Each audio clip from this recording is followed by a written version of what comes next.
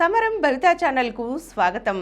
మనం business visionaries కార్యక్రమం ద్వారా వ్యాపార రంగంలో ఎంతో గొప్ప విజయాలను సాధించి మార్గదర్శులుగా నిలిచిన కొందరు వ్యాపారవేత్తల గురించి తెలుసుకుంటున్నాం కదండి. ఈరోజు కాఫీ డేలను స్థాపించి కొండల్లోని కాఫీ తోటల్ని నగరాల్లోకి తీసుకువచ్చిన విజి సిద్ధార్థ గారి గురించి తెలుసుకుందాం. కొండల్లోని కాఫీ తోటల్ని నగరాల్లో కాఫీ డేలుగా మార్చిన వ్యాపార మాంత్రికుడు, అదును చూసి అవకాశాలపై గురిపెట్టి గెలిచిన అసాధ్యుడు విజి సిద్ధార్థ. ఆ పేరే ఒక మహత్తు. కాఫీ తాగినంత మత్తు. పుట్టుకతోనే శ్రీమంతుడైన జీవితాన్ని సవాల్గా తీసుకున్నాడు. సంచలన విజయాన్ని సాధించాడు. Brigade road, Bengaluru. ఇంటర్నెట్ అంటే ఏమిటో దేశంలో 99% మందికి తెలియని 1996 నాటి మాట ఇది. బెంగుళూరులో తన తొలి ఇంటర్నెట్ కేఫ్ ఆరంభించిన తొలి నెల రోజులు సిద్ధార్థ తన భార్య మాలవిక కస్టమర్ల కోసం పడిగాపులు కాస్తూ ఏ వ్యక్తి తమ కేఫ్లోకి అడుగు పెడతాడా అని ఊహాగానాలు చేసుకుంటున్న రోజులవి. కర్ణాటకలోని చిక్మంగళూరులో 300 ఎకరాల కాఫీ తోటలకు వారసుడు సిద్ధార్థ. కష్టాలనేవి తెలియకుండా పెరిగాడు. అయితే లోకజ్ఞానం తెలుసుకునేందుకు బోర్డింగ్ స్కూల్లో చేర్పించారు తల్లిదండ్రులు. చిన్నప్పుడు ఆటల మీదున్న శ్రద్ధ చదువు మీద ఉండేది కాదు. 8వ తరగతిలో అత్యవసర మార్కులు వచ్చాయి. అతని ప్రవర్తనను భరించలేని టీచర్, ఒరేయ్ నీకు అర్థమయ్యేలా పాఠాలు చెప్పలేకపోతున్నానన్న సందేహం కలుగుతోంది. చదువుపై కాస్త శ్రద్ధ పెడితే నీ భవిష్యత్తుకే మంచిది అంటూ కంటతడి పెట్టింది. ఆ టీచర్ ఒకవేళ బెత్తంతో కొట్టుంటే మొద్దుబారేవాడేమో, చెడామడా తిట్టుంటే దులిపేసుకొని వెళ్ళేవాడేమో. కానీ ఆ టీచర్ కన్నీళ్లు చూశాక కళ్ళు తెరిచాడు సిద్ధార్థ. దేశాన్ని కంటికి రెప్పలా కాపాడే సైనికులంటే సిద్ధార్థకు గౌరవం. గ్రాడ్యుయేషన్ పూర్తి చేశాక సైన్యంలోకి వెళ్దామని అనుకున్నాడు. డిఫెన్స్ అకాడమీ పరీక్ష రాశాడు. ఉత్తీర్ణుడు కాలేదు. చేసేది లేక మంగళూరుకు వెళ్ళి అర్థశాస్త్రంలో పోస్ట్ గ్రాడ్యుయేషన్ చేశాడు. ఒకరోజు నేను స్టాక్ మార్కెట్పై శిక్షణ కోసం బొంబాయి వెళ్ళాలనుకుంటున్నానని తండ్రితో చెప్పాడు. కాఫీ తోటలు చూసుకుంటాడనుకున్న కొడుకు ఇలా మాట్లాడడం ఆశ్చర్యం కలిగించింది. ఎంత చెప్పినా వినలేదు. ఆఖరికి తండ్రి సిద్ధార్థ చేతిలో కొంత డబ్బు పెట్టి సాగనంపాడు. అది 1983 నాటి రోజులు. 2 బస్సులు మారి చిక్మంగళూరు నుంచి బొంబాయి చేరుకున్నాడు. చేతి నిండా డబ్బున్నా దాని విలువ తెలుసు కాబట్టి చిన్న లాడ్జీలో దిగాడు.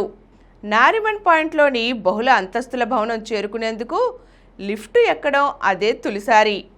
లిఫ్టుతో భయపడిపోయి బయటకొచ్చి మెట్లు ఎక్కాడు. అందులోని ఒక ఆఫీస్కు వెళ్ళి రిసెప్షనిస్టుతో, నేను కర్ణాటక నుంచి వచ్చాను, మహేష్ కంపానీ గారిని కలవాలి అని అడిగాడు.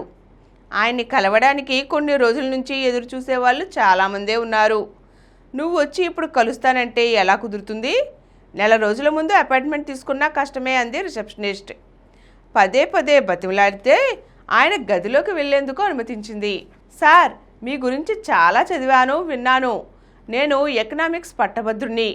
చేస్తే గీస్తే మీ దగ్గరే శిష్యరికం చేయాలి. లేదంటే మా ఊరెళ్ళి నాకిష్టం లేకపోయినా కాఫీ తోటలు సాగు చేయాలి. ఒక్క అవకాశం ఇవ్వండి అంటూ వినయంగా వేడుకున్నాడు. సిద్ధార్థ అంకితభావాన్ని చూసి చిరునవ్వుతో ఓకే అన్నాడు మహేష్. జేఎం క్యాపిటల్ అధినేత మహేష్ కంపానీ కార్యాలయం అదో కొత్త లోకం. సిద్ధార్థ జీవితం మలుపు తిరిగింది. బాస్ రాకముందే ఆఫీస్కు వెళ్ళేవాడు. మళ్ళీ ఏ రాత్రి 10ంటికో ఆయన వెళ్ళాక ఇంటికి బయలుదేరేవాడు.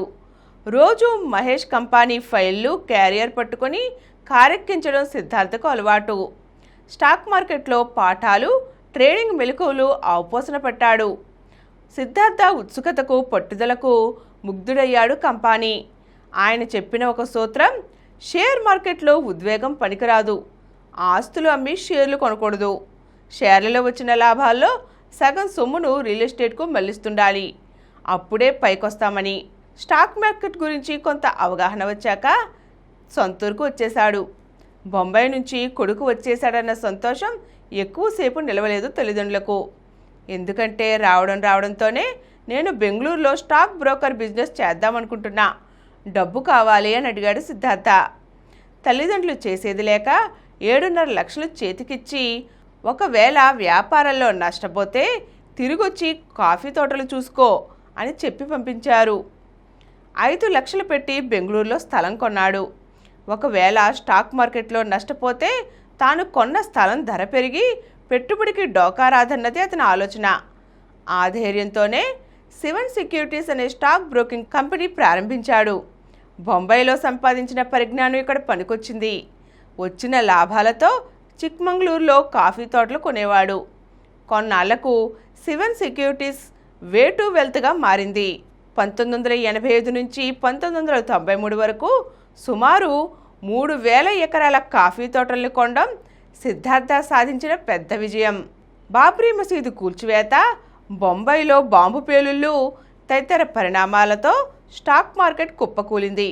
మరోవైపు హర్షద్ మెహతా కుంభకోణం మదుపరులను ఉక్కిరిబిక్కిరి చేసింది. అదే సమయంలో ఇన్ఫోసిస్ పబ్లిక్ ఇష్యూకి వచ్చింది. ఒక్కో షేర్ ధర 105. వెంటనే ఆ సంస్థ వ్యవస్థాపకుడైన నారాయణమూర్తిని కలిశాడు సిద్ధార్థ. మీ కంపెనీ టర్నోవర్ కేవలం 15 కోట్లు, ఉద్యోగులు 250 మంది. ఇంత చిన్న కంపెనీ షేర్కు అంత ధర పెడితే ఎవరు కొంటారో అని అడిగాడు. దీంతో ఇన్ఫోసిస్ యాజమాన్యం షేర్ ధరను 95గా నిర్ణయించింది. మొదట్లో ఎవరూ పెద్దగా కొనలేదు. ముందు చూపుతో 60,000 షేర్లను కొన్నాడు సిద్ధార్థ. ఆ తరువాత 5 లాభానికి అమ్మేశాడు. అప్పుడు అమ్మకుండా ఇప్పుడు విక్రయించి ఉంటే 1,500 కోట్ల లాభం వచ్చుండేది. ఆ తప్పు మళ్ళీ చేయకుండా మైంట్రీలో 435 కోట్లకు 3.5 కోట్ల షేర్లను కొని 3,000 కోట్ల లాభానికి అమ్మేశాడు. ఇప్పుడు సిద్ధార్థ చూపు కాఫీ వ్యాపారంపై పడింది. ఆ రంగాన్ని సంక్షోభం నుంచి గట్టెక్కించే నాదుడే లేడు. ఆ సమయంలో పివి నరసింహారావు ప్రధాని. సిద్ధార్థ వెంటనే రైతులను వెంటబెట్టుకుని ప్రధానిని కలిసి, సార్, అంతర్జాతీయ మార్కెట్లో కాఫీ గింజల ధర కిలో 30 రూపాయలు పలికితే రైతులకు కాఫీ బోర్డు చెల్లించే ధర కేవలం 10 రూపాయలే. రైతులే నేరుగా ఎగుమతులు చేయడానికి ప్రభుత్వ నిబంధనలు ఒప్పుకోవు. దేశంలో కాఫీ రైతులకు మేలు కలిగే చట్టాలు చేయండి అని విన్నవించాడు. ఆ కుర్రాడు చెప్పింది అక్షరాల నిజం. మన్మోహన్, కాఫీ ఎగుమతి విధానాలు పునఃపరిశీలించాలనుకుంటా అన్నారు ప్రధాని పివి. కాఫీ ధరల సమస్యను అప్పటి ఆర్థిక మంత్రి మన్మోహన్ సింగ్ కూడా ప్రధాని దృష్టికి తీసుకువెళ్లడంతో ఫలితం దక్కింది. ఆ నెలలోనే కాఫీ బోర్డు గుత్తాధిపత్యాన్ని తగ్గిస్తూ రైతులే నేరుగా ఎగుమతి చేసుకునే వెసులుబాటు కల్పించింది కేంద్రం. 3,000 ఎకరాల కాఫీ తోటల యజమాని కేవలం వ్యవసాయానికే పరిమితమైతే లాభం లేదు. అనుబంధ వ్యాపారాల్లోనూ అడుగుపెట్టాలి. అమాల్గమేటెడ్ కాఫీ బీన్ కంపెనీని ప్రారంభించాడు సిద్ధార్థ. అదే సమయంలో కాఫీ గింజల ఉత్పత్తిలో అగ్రస్థానంలో ఉన్న బ్రెజిల్లో కరువు వచ్చింది. కాఫీ పంట బాగా తగ్గిపోయింది. ధర పెరిగింది. సిద్ధార్థ తెలివిగా ఆ అవకాశాన్ని అందిపుచ్చుకున్నాడు. ప్రపంచ దేశాలకు నాణ్యమైన కాఫీ గింజల్ని ఎగుమతి చేశాడు. 2 ఏళ్లు తిరగకుండానే అతిపెద్ద కాఫీ ఎగుమతిదారిగా ఆ సంస్థ ఎదిగింది. ఇక్కడితో ఆగిపోకూడదు. ఒకసారి ఏదో పని మీద సింగపూర్ వెళ్ళాడు. అది 1997. అప్పటికింకా ఇంటర్నెట్ ప్రాచుర్యం పొందలేదు. బహుళజాతి సంస్థల కార్యాలలో తప్ప ఎవరింట్లోనైనా ఇంటర్నెట్ కనెక్షన్ ఉంది అంటే అది 8వ వింతే అవుతుంది. సింగపూర్ కూడా దీనికి మినహాయింపు కాదు. ఇంటర్నెట్లో ఏదైనా వెతకాలంటే యాహూ, మెయిల్ పంపాలంటే హాట్మెయిల్ తప్ప అప్పటికింకా గూగుల్, యూట్యూబ్, ఫేస్బుక్ అందుబాటులో లేవు.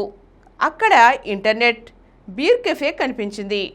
అందులో యువతీ యువకులు ఒక చేత్తో బీరు తాగుతూ మరో చేత్తో కంప్యూటర్ బ్రౌజ్ చేస్తున్నారు. సిద్ధార్థకు ఈ అవుట్లెట్ చాలా కొత్తగా, ఆధునిక తరాన్ని ఆకట్టుకునేలా కనిపించింది. అంతే, క్షణాల్లో భాగ్యలక్ష్మి లాటరీ తగినట్లు సిద్ధార్థ మొహం వెలిగిపోయింది. ఇండియాలో కూడా ఇంటర్నెట్ లేదు కాబట్టి ఇలాంటి సౌలభ్యం కల్పిస్తే జనాలకు ఇంటర్నెట్ పరిచయం చేసినట్టు ఉంటుంది. అదే చేత్తో వేడివేడి కమ్మని కాఫీ అందించినట్టు అవుతుంది అనుకున్నాడు. వెరీ సింపుల్, మన దేశంలో బీరుకు బదులు కాఫీ కెఫేలు పెట్టేద్దాం అనుకున్నాడు.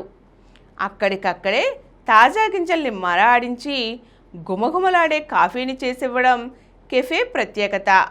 బెంగళూరులో ఒక అవుట్లెట్తో మొదలై ఇప్పుడు కాఫీ డేలు 1700కు పైగా ఉన్నాయి. కాఫీ డేలు యువతరానికి అడ్డాలుగా మారిపోయాయి. వాకిన్ ఇంటర్వ్యూ వెన్యూలు, పెళ్లి చూపుల వేదికలు, స్టార్టప్ ఐడియాలకు మీటింగ్ హాళ్ళు, సినిమా చర్చలకు కలిసొచ్చే ప్రదేశాలు, వ్యాపార ఒప్పందాలు జరిగే బోర్డు రూమ్లు. ఒకటేమిటి, అన్నిటికీ అదే స్థానం. ఒక్కో IBM కంప్యూటరే ₹1,00,000 ఉంది. అంత మదుపు చేయడం అవసరమా? కొంచెం రిస్క్గా లేదు? బీరు తాగడానికి వచ్చినట్లు కాఫీ తాగడానికి అంత డబ్బు మండపెట్టి జనాలు వస్తారంటావా? పైగా మనది సింగపూర్ అంతా అమీర్ దేశం కూడా కాదాయే అన్నారు శ్రేయోభిలాషులు. అయినా తన లక్ష్యం గురి తప్ప ఎవరి మాటలు చెవికెక్కలేదు. వ్యాపారానికి పర్యాయ పదం రిస్క్. రిస్క్ తీసుకుంటేనే ఎవరూ అందుకోలేని ఎవరెస్ట్ను అందుకోగలం.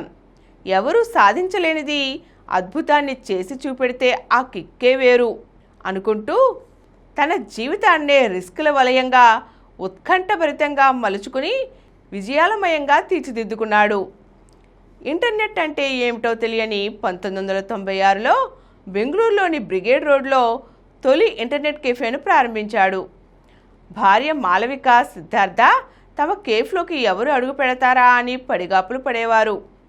కొత్తలో ఎవరూ వచ్చేవాళ్ళు కాదు. నాడు ఆయన నాటిన కాఫీ డే అనే విత్తనం నేడు మహావృక్షమై ప్రపంచ ప్రఖ్యాత స్టార్బక్స్, కోస్టా కాఫీ, మెక్కేఫేల సరసన చేరింది. 15 అంతర్జాతీయ నగరాల్లో కాఫీ డే విస్తరించింది. కర్ణాటకలోనే కాదు, దేశవ్యాప్తంగా అతడు సెలబ్రిటీగా మారాడు. మాజీ సీఎం SM కృష్ణ కూతురుతో పెళ్ళయింది. 15,000 ఎకరాల కాఫీ తోటలు, 3,000 ఎకరాల అరటి తోటలతో ఆయన వ్యవసాయ వ్యాపారం వర్ధిల్లుతోంది. ప్రతి ఉదయం లేవగానే నా పుస్తకాల అల్మరాని తెరిస్తే కానీ రోజు ఆరంభించను. నా అల్మరాలో ఉన్న బలమే జీవితం, బలహీనతే మరణమన్న స్వామి వివేకానంద ప్రవచనం ఉన్న పోస్టర్ నాకు శక్తినిస్తుంది. జీవితంలో ఎప్పుడైనా అశాంతికి గురైనా, ధైర్యం కోల్పోయినా వెంటనే కలకత్తా వెళ్ళి కాళికామాతను దర్శించి రామకృష్ణ మిషన్లో గడిపి రెట్టించిన ధైర్యం, శాంతి పొందుతాను అంటూ ఆయన తన జీవితం గురించి చెప్పుకొస్తారు. ఈరోజు మనం కాఫీ డేలను స్థాపించిన సిద్ధార్థ విజయ ప్రస్థానం ఎలా ప్రారంభమైందో, ఎలా సాగిందో తెలుసుకున్నాం కదండి. మరో బిజినెస్ విజనరీ కథతో మళ్ళీ కలుద్దాం. ఈ కార్యక్రమం మీకు ఎంతో నచ్చింది కదా. ఇటువంటి మరిన్ని వీడియోల కోసం అనతి కాలంలోనే 21 కోట్ల వ్యూస్ సాధించిన సమరం ఛానల్ సమర్పించు సమరం భవిత ఛానల్కు సబ్స్క్రైబ్ చేయండి, లైక్ చేయండి, మీ ఫ్రెండ్స్కి షేర్ చేయండి. అలాగే ప్రక్కనున్న గంట సింబల్ని ప్రెస్ చేయడం మర్చిపోకండి.